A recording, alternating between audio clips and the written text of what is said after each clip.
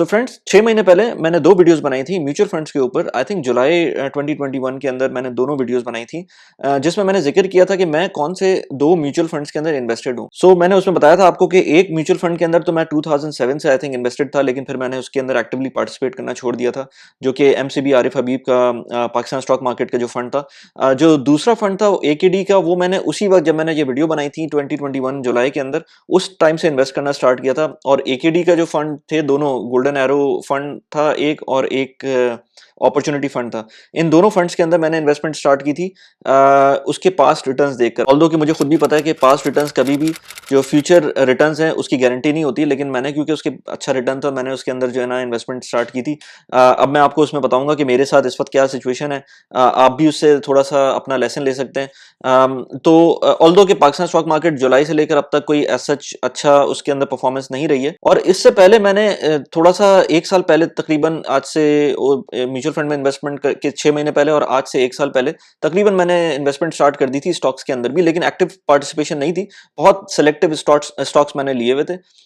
उसके अंदर मैंने एक वीडियो बनाई हुई ऑलरेडी, वो मैं आखिर में बता दूंगा आपको, डिस्क्रिप्शन में देख सकते हैं आप उसका लिंक। खैर एनीवेज, अब बात यह है कि जो म्यूचुअल फंड्स की इन्वेस्टमेंट थी मैं उस पर बात करूंगा। मैंने उसके बाद से मल्टीपल टाइम्स उसमें इन्वेस्टमेंट की है एकेडी के फंड्स के अंदर। Stock market, Pakistan stock market जो आरिफ हबीब वाला फंड था, उसके अंदर मैंने इन्वेस्टमेंट रोक दी थी क्योंकि मुझे अच्छा ऐसा लग रहा था, और मैंने क्विकली उसमें रैंप अप किया था अपने एकेडी इन्वेस्टमेंट्स को। आज हम देखते हैं क्या सिचुएशन है। स्टॉक मार्केट फंड जो एकेडी के दोनों फंड थे, प्लस ये कि जो एमसीबी का आरिफ हबीब का जो फंड है, उसकी सिचुएशन देखते हैं। तो मैं अभी आपको दिखाऊं, स्क्रीन के ऊपर लेके जाता हूं मैं आपको। एकेडी का जो अपॉर्चुनिटी फंड है ये, और एकेडी का जो गोल्डन एरो स्टॉक फंड है, ये 2 फंड्स हैं एकेडी के मेन, जिसके अंदर उन्होंने इन्वेस्टमेंट ऑफर की हुई है स्टॉक मार्केट के फंड्स के ऊपर। अब इसके अंदर आप देखें कि गोल्डन एरो फंड जो है, अगर मैं 6 महीने की बात करूं, क्योंकि मैंने 6 महीने पहले ही ऑलमोस्ट स्टार्ट किया था, तो 6 महीने का मैंने ट्रेंड निकाला हुआ है यहाँ पर। तो 6 महीने की अगर बात करें तो यहाँ पर कोई इसकी जो नैव थी वो 136 के करीब थी 6 महीने पहले, और इस वक्त जो नैव है वो तकरीबन 105 है। तो आप इसके अंदर देख सकते हैं कि डाउनवर्ड ट्रेंड है। इसकी अगर परसेंटेज निकालें तो ऑलमोस्ट कोई ये बनता है 22.8% नेगेटिव में, यानी कि 6 महीने के अंदर मैंने जब से इन्वेस्टमेंट स्टार्ट की ये माइनस में चल रहा है। और इसके अंदर मैंने बाय द वे जो इन्वेस्टमेंट की है वो अब तक हाइज में भी की है, लोज में भी की है। इसकी वजह से मेरी इन्वेस्टमेंट फर्दर ये 22% से ज्यादा इस वक्त नेगेटिव में है। और ये एक फंड नहीं था, इसके बाद मैंने गोल्डन एरो के अंदर भी इन्वेस्टमेंट स्टार्ट की थी उसी टाइम पर। अब अगर इसको देखेंगे तो ये इसका जो नैव था वो 16.7 था जिस टाइम पे, एक 6 महीने पहले, और अभी ये 13.58 है। अगर इसकी क्यूमुलेटिव 6 महीने की जो जो वो देखें आप, अगर इसका जो रिटर्न देखें, वो तकरीबन -19% है। तो ऑलमोस्ट 22.8 और 19%, ये दोनों जो है ना तकरीबन -20% के करीब नेगेटिव में है। इसके बारे में बात करेंगे कि ये मुझे जो लग रहा है इनकी इतनी बड़ी डाउनफॉल का क्या रीजन है, वो मैं बात करता हूं आपसे। अच्छा, लाइक जरूर कर दें वीडियो को और सब्सक्राइब कर दें चैनल को, इससे इस वीडियो की रीच बढ़ेगी और दूसरे लोगों तक भी पहुंचेगी। अच्छा, इसके अंदर जो मैं एमसीबी का जो आरिफ हबीब का जो फंड था पीएसएम का, उसके अंदर तो मैं ऑलरेडी इन्वेस्टेड था और मैं उसके अंदर कोई टॉपअप नहीं कर रहा था। पहले मैं टॉपअप करता रहता था उसको। मैं जब से एकेडी के अंदर इन्वेस्टमेंट स्टार्ट की थी, मैं उसमें टॉपअप नहीं कर रहा था। जो आरिफ हबीब का स्टॉक फंड है, ये इसके अंदर एक प्रॉब्लम ये है जिसकी वजह से मैंने इसको डिच किया था। डिच का मतलब ये कि मैंने इसमें इन्वेस्टमेंट रोक दी थी, जितनी थी उसको मैंने वहीं छोड़ दिया था। उसका एक रीजन ये था कि इसका अगर पास्ट परफॉर्मेंस देखेंगे, मैं अभी आपको ग्राफ में दिखाता हूँ, तो इसकी परफॉर्मेंस काफी लैकलस्टर थी। जो स्टॉक मार्केट की परफॉर्मेंस थी उससे भी गई गुजरी परफॉर्मेंस थी इसकी। और इसी वजह से मुझे म्यूचुअल फंड्स की एक प्रॉब्लम है पाकिस्तान के अंदर, खासतौर पे कि म्यूचुअल फंड्स के जो रिटर्न्स हैं वो इंडेक्स को भी बीट नहीं कर पाते हैं। और जब हम किसी इंडेक्स को किसी फंड को लेते हैं जो इंडेक्स को बीट कर रहा होता है, वो 6 महीने बाद हमें धोखा दे देता है। एनीवेज, मैं एमसीबी की बात करूं तो एमसीबी जो है वो 6 महीने पहले उसके नैव्स की वैल्यू थी 105, और अभी वैल्यू चल रही है नैव की उसकी 93। तो अगर इसका कोई रिटर्न देखें ना तो वो तकरीबन -11% के करीब बनता है। एट द सेम टाइम मैं अगेन, जैसे मैंने कहा ना, मैं एकेडी चूज करने का जो रीजन था वो यही था कि एमसीबी का जो फ्लक्चुएशन थी और जो उसका रिटर्न थे वो बहुत ही माइनर थे। यानी कि स्टॉक मार्केट गिरती थी तो ये ज्यादा गिरता था, जब स्टॉक मार्केट ऊपर जाती थी तो ये बिल्कुल भी उस तरह से ऊपर नहीं जाता था। तो इसके रिटर्न्स स्टॉक मार्केट को बिल्कुल फॉलो नहीं कर रहे थे, बल्कि हमेशा कम होते थे। कराची स्टॉक एक्सचेंज का जो इंडेक्स था वो उसने कैसा परफॉर्म किया है, 48,000 पर था 6 महीने पहले, और ये अभी आपको मिलेगा 44,300 पर। तो तकरीबन ये कोई अराउंड -7% का डिक्लाइन है। अगर आप इसको कंपेयर करें एमसीबी के आरिफ हबीब से, जो कि तकरीबन कोई 11% पर है, और एकेडी के तो अराउंड 20-22% के ऊपर है। तो देख लें आपके स्टॉक मार्केट के ने क्या परफॉर्म किया है और आपके जो रिटर्न्स दे रहे हैं, आपके जो म्यूचुअल फंड है वो क्या रिटर्न दे रहे हैं। लेकिन अगेन इसमें पॉइंट ये है कि जो म्यूचुअल फंड्स होते हैं, ये मैं 6 महीने का थोड़ा छोटा सैंपल लिया है, मैं आपको बिल्कुल डिस्करेज नहीं कर रहा कि इसमें आप इसमें इन्वेस्ट ना करें। मैं अगेन हमेशा ये बात करता हूँ कि मैं सिस्टमैटिक इन्वेस्टमेंट प्लान के ऊपर चलता हूँ। अभी भी मैं एकेडी के अंदर थोड़ा बहुत करके करता हूँ इन्वेस्ट, ऑल्दो कि मैंने अब जो स्टॉक मार्केट के अंदर खुद से इन्वेस्ट करना शुरू कर दिया है, इंडिविजुअल शेयर्स के अंदर इन्वेस्ट करना शुरू कर दिया है, तो वो मुझे ज़्यादा बेहतर लग रहा है। लेकिन फिर भी मैं, क्योंकि मेरे पास अगेन टाइम नहीं होता, मेरे पास जो डाइवर्सिफिकेशन होती है, मैं चाहता हूँ कि वो फर्दर डाइवर्सिफाइड रहे। एकेडी के इन्हीं फंड्स ने पिछले 4 साल के अंदर बहुत अच्छे रिटर्न्स दिए हैं और आउटस्टैंडिंग फंड रहा है ये एकेडी का। इसी तरह एमसीबी ने अपने ज़माने में अच्छे रिटर्न्स दिए थे। अभी भी इतना बुरा नहीं है, क्योंकि देखें जब मार्केट नीचे गई है तो उसने इतना बुरा मतलब उतनी बुरी तरीके से नहीं गई है। अगर वो 7% डाउन हुई है तो यहाँ पर 11% डाउन हुई। अच्छा, इसी बात के ऊपर मैं बताऊँ आपको कि मैं एक न्यूज़लेटर भी निकालता हूँ एवरी वीक, उसका लिंक मैंने डिस्क्रिप्शन में डाल दिया है। उसके अंदर डिफरेंट स्टोरीज बताता हूँ मैं आपको, जो शायद कभी मैं वीडियोज़ में ना कह सकूँ।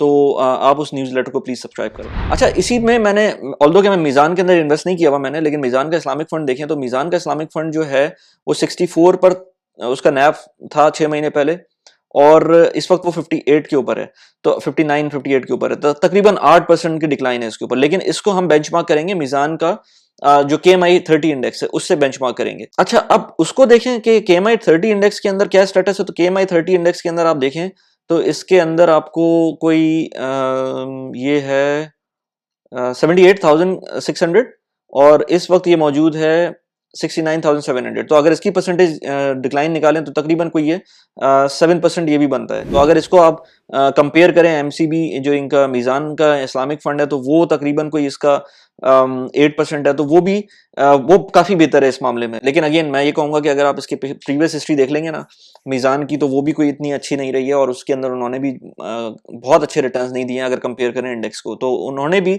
कोई बेंचमार्क को बीट करने की बात करें ना, तो वो कोई बहुत ज़्यादा खास बीट नहीं किया है। जिस तरह से एकेडी का जब मैं रिटर्न देखे थे मैंने, जब मैं इन्वेस्ट कर रहा था 2-3 साल के जो रिटर्न मैंने देखे थे, उस तरह से तो मीज़ान हो गया, एमसीबी हो गया, आरिफ हबीब, इसने किसी ने इस तरह से नहीं किया था उसको बीट, इंडेक्स जो उसका बेंचमार्क था। अच्छा, अब बात करें कि जो मुझे फील हुआ, जो प्रॉब्लम एकेडी ने के दोनों फंड्स में जो मुझे प्रॉब्लम फील हुई, और जो मैंने गलती नहीं की, मैंने गलती प्रॉब्ली इसलिए नहीं की कि मेरे अपने पैसे थे और मैं नथिंग टू लूज वाली सिचुएशन में था, ज़्यादा पैसे नहीं डाले हुए थे। मैं उसको कंपेयर डायरेक्टली नहीं कर सकता फंड मैनेजर से। लेकिन अगर अब देखें ना, क्योंकि अभी रिपोर्ट्स तो पूरी नहीं आई हुई हैं, लेकिन जो एक आपको आइडिया हो जाएगा, अगर अब मैं अपॉर्चुनिटी फंड का इनका मंथली जो एलोकेशन है वो देखूं, तो अपॉर्चुनिटी फंड के अंदर आप ये देखें कि इनका जो टीआरजी का कंपोनेंट था, ये अब ये देखें, ये टीआरजी का जो कंपोनेंट है, ये फरवरी 2021 के अंदर 11% से अप्रैल में 13% हुआ, फिर मई में 8%, जून में, जुलाई में 8%, फिर अगस्त में 8%, फिर ये सितंबर में 7%, और जो अक्टूबर था उसमें 6%, और नवंबर में ये 4.8%। और मुझे अब नहीं पता कि इस वक्त क्या स्टेटस है इनका, क्योंकि ये रिपोर्ट्स तो डिले होती हैं, लेकिन जो मुझे फील हो रहा है वो ये कि इन्होंने टीआरजी से अपना एक्सपोजर कम कर दिया था। और अब आप देखें टीआरजी जो कि था, और इसमें किस में बढ़ाया था इन्होंने, इसमें एज सच इन्होंने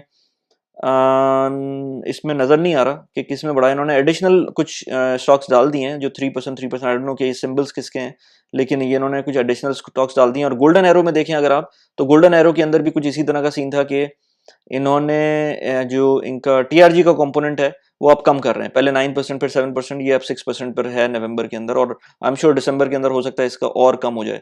तो पॉइंट ये है कि ये जो इस तरह की चीज़ें होती हैं, अब टीआरजी के अंदर इतना बड़ा स्कैंडल आया था, जिसका जो मैंने खुद लिया हुआ था स्टॉक 130 का, और वो जब ये मार्केट के बुरे हालात हुए थे वो 77 पे चला गया था, 76 पे, आई थिंक 77 पे चला गया था। लेकिन मुझ जैसा बंदा तो खरीद रहा था, क्योंकि मेरे पास तो पैसे भी थे और मेरा एक्सपोजर भी इतना नहीं था। लेकिन ये म्यूचुअल फंड वाले बेचारे, इनका मसला ये होता है कि ये प्रेशर में होते हैं अपने इन्वेस्टर्स के भी। तो अगर इन्वेस्टर आ जाए ना एकदम से इनका कि भाई मुझे पैसे निकालने हैं वापस, तो इनको बेचने भी पड़ते हैं वापस। तो इन्होंने प्रॉब्ली उस वक्त टीआरजी बेचा होगा। अब सोचें टीआरजी जब बेच दिया, तो टीआरजी जब ऊपर जाने लगा तो वो तो उन्होंने अपना जो बाइंग अपॉर्चुनिटी थी वो मिस कर दी, और उसके बाद जब ऊपर गया, या अब मुझे नहीं पता, दिसंबर की रिपोर्ट आएगी तो पता चलेगा टीआरजी की क्या पोजीशन है इनकी। तो जो उनका लॉस था वो तो कवर हो ही नहीं सकता इस तरह से। अब ये म्यूचुअल फंड पीछे चला जाएगा, अब इसको दोबारा से कितनी मेहनत करनी पड़ेगी आगे आने के लिए। तो ये कुछ प्रॉब्लम्स है म्यूचुअल फंड की, इसलिए इसलिए मैं म्यूचुअल फंड के बिल्कुल प्रो हूँ, लेकिन डाइवर्सिफिकेशन का बहुत इंपॉर्टेंट एक एस्पेक्ट है जो आपको रखना चाहिए, जो मैंने रखा हुआ एमसीबी के अंदर। मेरे पास जो पुराने स्टॉक, वो जो म्यूचुअल फंड थे वो मैंने नहीं बेचे इसी वजह से। जो एकेडी के फंड्स थे वो मैंने इसी वजह से लिए थे कि मुझे डाइवर्सिफाई करना था, लेकिन उसमें थोड़ा सा नुकसान हुआ। लेकिन इट्स ओके, मैं इसके अंदर थोड़ा सा और इन्वेस्ट कर दूंगा तो एवरेज आउट होना शुरू हो जाएगा।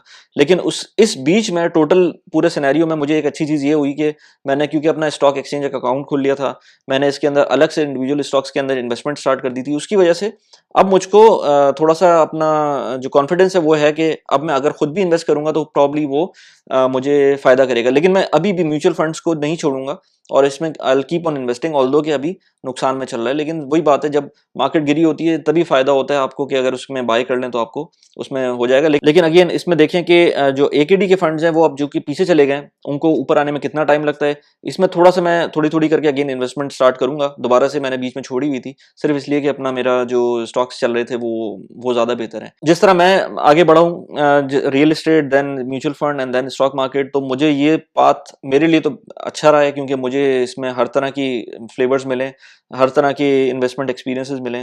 तो इसके हिसाब से तो ये सही है। लेकिन mutual fund I will keep on investing, because you never know कि अब मैं पता चला कि भाई स्टॉक मार्केट के अंदर कहीं और डाल दूं किसी और स्टॉक के अंदर जो अच्छी से अच्छी कंपनी भी बैठ सकती है, यू नेवर नो। तो वो मुझे हो सकता है ये बचा ले, जिस तरह मुझे एमसीबी ने थोड़ा सा नुकसान कम किया। तो you have to be diversified all the time. So diversification का यही फायदा है आपको। इसमें जरूरी नहीं है कि हर वक्त जो ग्रोथ वाली चीज है वो ग्रो ही करे, वो आपको नीचे भी लेके जा सकती है। इस वीडियो में मैंने जिन दो वीडियोस का जिक्र किया, वो एक इधर आपको नजर आ रही होगी और एक इधर नजर आ रही होगी, दोनों को जाके देखिएगा आप, और सब्सक्राइब कर दें चैनल को, please like the video. Thanks a lot, bye bye.